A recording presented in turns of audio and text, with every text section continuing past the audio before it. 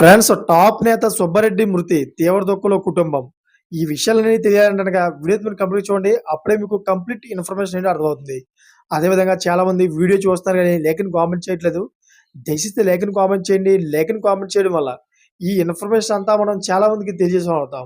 అదేవిధంగా చాలామంది సబ్స్క్రైబ్ చేసుకోవడం మాత్రం మర్చిపోతున్నారు. దయచేసి సబ్స్క్రైబ్ చేసుకోండి. సబ్స్క్రైబ్ చేసుకోవడం వల్ల నేను చేసే ప్రతి ఒక్క అప్డేట్ మీరు ముందుగానే పొందగలుగుతారు. ఫ్రెండ్స్ వైసీపీ నేత మునగల రామసుబ్బారెడ్డి అనుమానాస్పదంగా మృతి చెందారు. అయితే మహానంది మండలం మసీదుపురం గ్రామ శివారులోని బావిలో ఆయన మృతదేహం లభ్యమైంది. అయితే రామసుబ్బారెడ్డి తల, శరీరంపై గాయాలను పోలీసులు గుర్తించారు. రామసుబ్బారెడ్డిని హత్య చేయించారని మృతుడి కుటుంబ సభ్యులు ఆరోపిస్తున్నారు.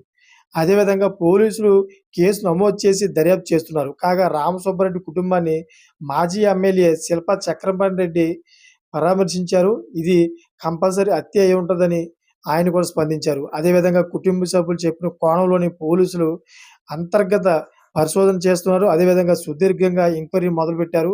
ఇది హత్య లేక ఏమైనా ప్రమాదం వల్ల చనిపోయాడా అనే విషయాల మీద పోలీసులు అయితే ఎంక్వైరీ చేస్తున్నారు. అయితే ఒక పక్క గ్రామస్తులందరూ కూడా ఇది హత్య ఉంటుందని, ఎందుకంటే ఇతను ఎప్పుడు కూడా వైసీపీలో ఒక నేతగా తిరిగేవాడని, ఎవరో పడని ప్రత్యర్థులు ఎవరో ఇతని మీద హత్యాయత్నం చేసి చంపి బావిలో పడేసి ఉంటారని గ్రామస్తులందరూ కూడా కొంతమంది అయితే వాపోతున్నారు. చూసారు ఫ్రెండ్స్, లేటెస్ట్ అప్డేట్స్ కోసం ఛానల్ సబ్స్క్రైబ్ చేసుకోండి. Thank you for watching friends.